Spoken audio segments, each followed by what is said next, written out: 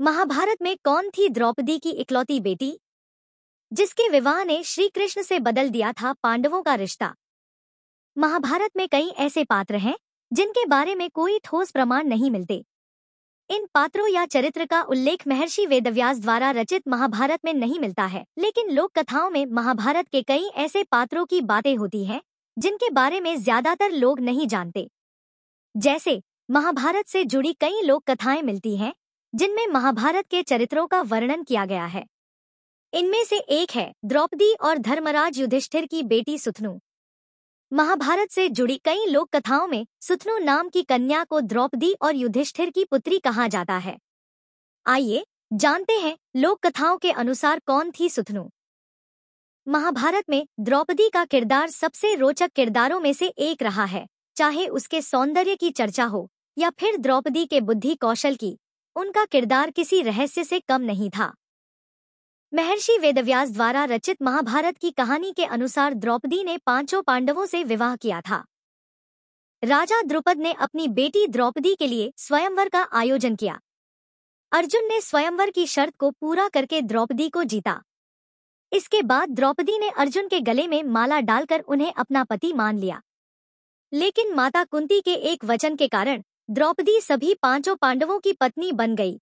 कुंती ने बिना देखे ही कह दिया कि जो भी लाए हो उसे 5 भाई आपस में बांट लो। कुंती के वचन के कारण द्रौपदी को 5 पांडवों की पत्नी बनना पड़ा। द्रौपदी के 5 पांडवों से एक एक पुत्र हुआ। युधिष्ठिर से हुए पुत्र का नाम प्रतिविंध्य था। भीम और द्रौपदी के पुत्र का नाम सुतसोम रखा गया। वहीं अर्जुन और द्रौपदी का पुत्र श्रुतकीर्ति था। वहीं नकुल से शतानीक और सहदेव से श्रुतकर्मा नाम के पुत्र का जन्म हुआ था। अर्जुन ने द्रौपदी के अलावा 3 शादियां और की थी।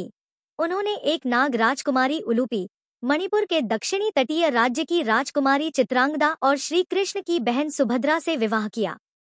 उन तीनों से अर्जुन को एक एक पुत्र प्राप्त हुआ, जिनके नाम क्रमशः इरावन, बब्रुवाहन और अभिमन्यु थे। नकुल ने चेदी राज्य की करेनुमति से विवाह किया और उनका निरामित्र नाम का एक पुत्र हुआ। सहदेव ने मद्रदेश के राजा द्युतिमान की पुत्री विजया से विवाह किया। उन दोनों का सुहोत्र नाम का एक पुत्र हुआ।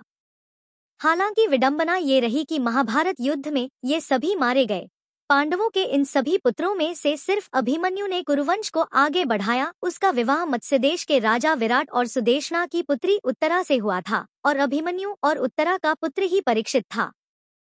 महाभारत से जुड़ी लोक कथाओं के अनुसार युधिष्ठिर और द्रौपदी के एक पुत्र के साथ एक पुत्री का भी जन्म हुआ था, लेकिन उन दिनों राज सिंहासन की लड़ाई और कौरवों द्वारा द्रौपदी के अपमान के बाद द्रौपदी को अपनी पुत्री के सम्मान की चिंता सताने लगी थी। इसलिए द्रौपदी ने अपने पुत्री को हमेशा रहस्य ही बनाकर रखा।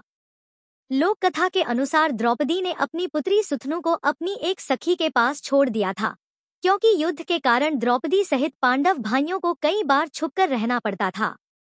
द्रौपदी ने मजबूरी के कारण ही सुतनु को हमेशा छुपाकर रखा, क्योंकि अगर कौरवों को सुतनु का रहस्य पता चलता तो हर मर्यादा को लांघ चुके कौरव सुतनु का अपमान करने से भी पीछे नहीं हटते।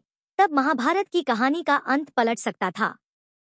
लोक कथाओं के अनुसार द्रौपदी और युधिष्ठिर की पुत्री सुतनु का विवाह श्री कृष्ण के पुत्र भानु के साथ हुआ था। भानु श्री कृष्ण और सत्यभामा के पुत्र थे। भानु का विवाह सुतनु से होने के कारण श्री कृष्ण द्रौपदी और युधिष्ठिर के समधी लगते थे। दूसरी तरफ द्रौपदी कृष्ण की सखी भी थी। इस कारण से सुतनु को बहू बनाने के बाद श्री कृष्ण और द्रौपदी का रिश्ता भी बदल गया था। श्री कृष्ण की सौतेली बहन सुभद्रा का विवाह अर्जुन से हुआ था, इसलिए अर्जुन श्री कृष्ण के जीजा भी थे। सुभद्रा वासुदेव और रोहिणी की पुत्री थी। द्रौपदी की बेटी सुतनु का उल्लेख कई अन्य कथाओं में भी मिलता है, लेकिन मूल महाभारत में सुतनु की जानकारी नहीं दी गई है। इसका एक कारण यह भी बताया जाता है कि द्रौपदी ने वेद व्यास से वचन लिया था कि वे उनकी पुत्री के विषय में किसी को नहीं बताएंगे। द्रौपदी और श्री कृष्ण के बीच गहरा और अनोखा रिश्ता था। ऐसी ही अन्य स्टोरी देखने के लिए जुड़े रहें ज्ञान कुबेर जी के टैलेंट हंट्स के साथ।